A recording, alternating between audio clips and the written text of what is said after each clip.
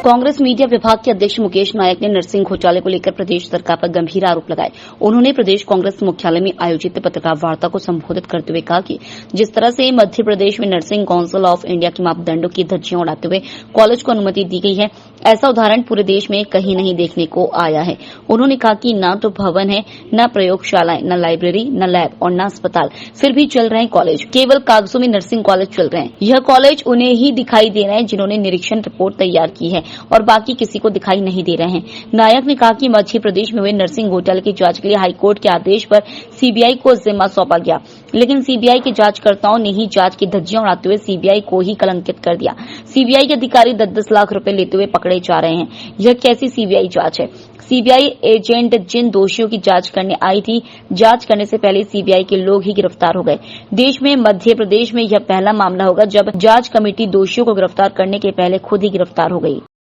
जानकर हैरानी होगी कि जिन लोगों के बारे में ये टिप्पणी की, जिस नर्सिंग कंट्रोलर को, कुलपति, रजिस्ट्रार और कंट्रोलर तीनों यथावत, कुलपति, रजिस्ट्रार और कंट्रोलर, जिन 3 लोगों के खिलाफ टिप्पणी की थी, सबसे महत्वपूर्ण बात यह है कि ये आज भी अपने अपने पदों पर काम करते हैं।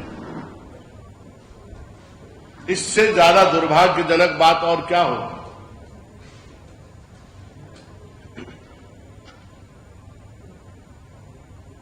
दूसरी बात,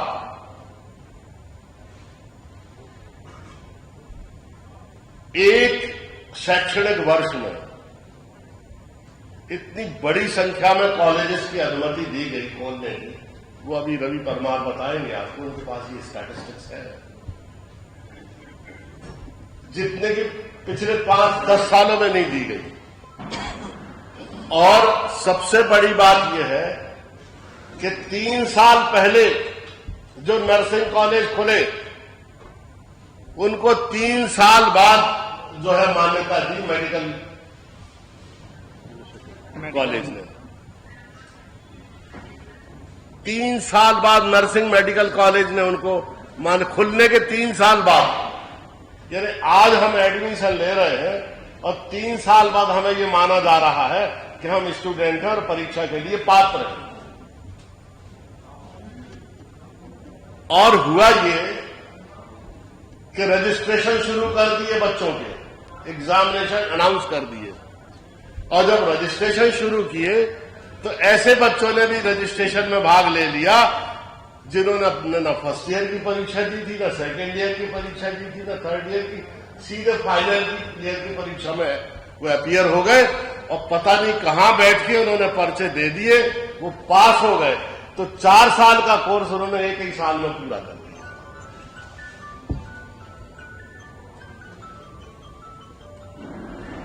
मुझे नहीं लगता कि ये बात सुनकर ये बात केवल बीजेपी या कांग्रेस से जुड़ी हुई नहीं है।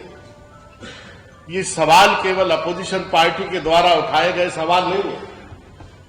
ये सवाल है समाज के उस उत्कृष्टता मूलक जीवन दर्शन के, जिसका संबंध हमारे समाज के गंभीर जीवन को स्पर्श करते हुए सवालों से है।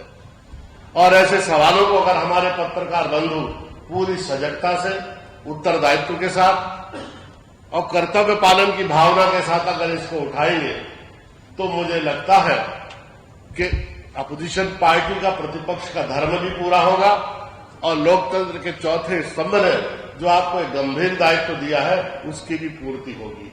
तमाम मसले हैं इससे संबंधित।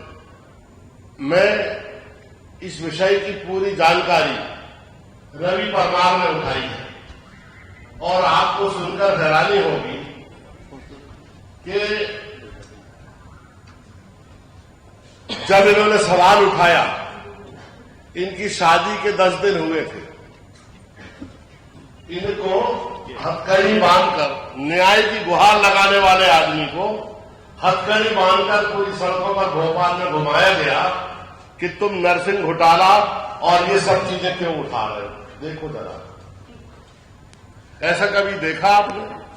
क्या किसी पढ़े लिखे नौजवान को इस तरह से नियमानुसार हथकड़ी लगा के घुमाया जा सकता है? क्या न्याय की गुहार लगाने वाले किसी नौजवान को या व्यक्ति को इस तरह से ह्यूमिलिएट किया जा सकता है? ये सरकार का दया धर्म है? ये किसी भी सरकार की सहिष्णुता उदारता है? आपका चेहरा या कोई ढंग है सरकार चलाने का? जो न्याय की गुहार लगाए उसको जेल,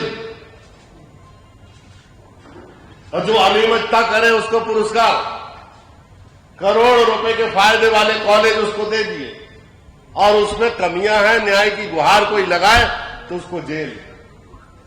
ये दोहरे मापदंड वाली जो सरकार है, ये तमाम चीजों को आपके समक्ष हम रख रहे हैं।